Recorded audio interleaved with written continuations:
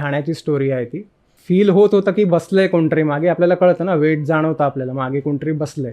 थांबवली गाडी त्यांनी साईडला आणि म्हणाले चला आता उतरा. मागे बघता तर मागे या कथा मनोरंजनासाठी आहे. काही लोकांचे अनुभव व काही पूर्णपणे काल्पनिक असू शकतात, त्यामुळे कृपया यांना मनोरंजन म्हणून घ्या. या कथा आपल्या संस्कृतीचा एक भाग आहे, अगदी लहानपणी आजी आजोबांनी सांगितलेल्या गुड गोष्टींसारख्या. आमचा हेतू कोणत्याही प्रकारची अंधश्रद्धा किंवा भीती निर्माण करणे नाही. माझे जे सासरे बुवा आहेत त्यांच्याबरोबर झालेली एक स्टोरी मी सांगतो. ठाण्याची स्टोरी आहे ती. आता ते आय थिंक 80sची असेल, 1980sची वगैरे स्टोरी असेल. तेव्हा ते तरुण होते. त्यांना 2 मुलं होती म्हणजे तेव्हा.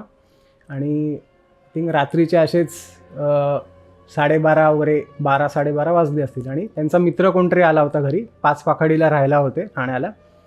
तिथे मित्राला ते परत घरी सोडायला गेले. मित्र पण ठाण्यातच राहायला होता. मग आता उशीर झाला म्हणून ते बाईकने सोडायला गेले त्याला. आता परत येताना त्यांना ना कोणीतरी एका बाईने लिफ्ट मागितली. आता ते होते जरा बिंदास आणि त्यांचा काय असा विश्वास नव्हता ह्याच्यावरती, म्हणजे भूत प्रेतवर विश्वास नव्हता त्यांचा. ते बिंदास होते ते. आणि एका बाईने लिफ्ट मागितली. त्यांना नॉर्मल वाटलं, ठीक आहे चल आता एवढे लेट झालाय, त्या बाईला पण आता काय रिक्षा मिळत नाहीये म्हणते, सोडूया तिला. ती बाईला विचारलं कुठे जायचंय तुम्हाला. ती बाई म्हणाली इथेच पुढे माझीवाडा घोडबंदर तिथे जायचंय मला सोडाल का, रिक्षा नाही मिळते मला एवढ्या उशिरा. 80s मध्ये प्रॉब्लेम होते रिक्षांचे. आता कसं पटपट मिळतात आपल्याला त्या साईडला. आता तेव्हा तसं नव्हतं. तेव्हा ओला उबरही नव्हतं. त्यांनी घेतलं तिला, म्हटलं ठीक आहे चल तुला सोडतो मी. तिने बसवलं मागे आणि ते चालवायला लागले गाडी. गेले ते पुढपर्यंत. आता माझीवाडा वगैरे जी त्याने लोकेशन सांगितली ना ती लोकेशन आलं. आता त्यांना फील होत होतं की बसलंय कोणतरी मागे, आपल्याला कळतं ना, वेट जाणवतं आपल्याला, मागे कोणतरी बसलंय. आता त्यानंतर ना ते असे थांबवली गाडी त्यांनी साईडला आणि म्हणाले चला आता उतरा. मागे बघता तर मागे कोणीच नाही. आणि त्यांनी हेल्मेट घातलेलं, तर त्यांना असं बघता येत नव्हतं. आणि जेव्हा ते सांगतात की आरशात बघत होते ना तेव्हा दिसत होती बाई त्यांना. ती एवढ्या वेळ ते चालवत होते ना, तर आरशात आपल्याला दिसतं मागे कोणतरी बसलंय. त्यांना ती बाई तेव्हा दिसत होती. पण जेव्हा ते लोकेशन आलं आणि त्यांनी मागे बघितलं चला आता उतरा सांगायला, कोणीच नव्हतं मागे.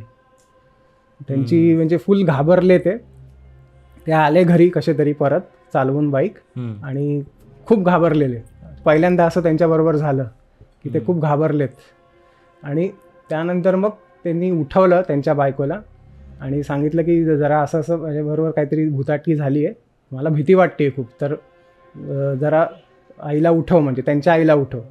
त्यांनी आईला उठवलं आणि आईने सांगितलं एक काम कर, देवाऱ्यात तू झोप आजच्या दिवस. आज तू रूममध्ये नको झोपूस, देवाऱ्यात झोप, तुला मी अंगारा लावते, काही होणार नाही तुला, टेन्शन घेऊ नकोस, झोपून जा, शांतपणे झोप, तुला झोप लागेल. त्याप्रमाणे त्यांनी अंगारा लावला आणि झोपले. मग ते त्यांना काही जाणवलं नाही, काही नाही.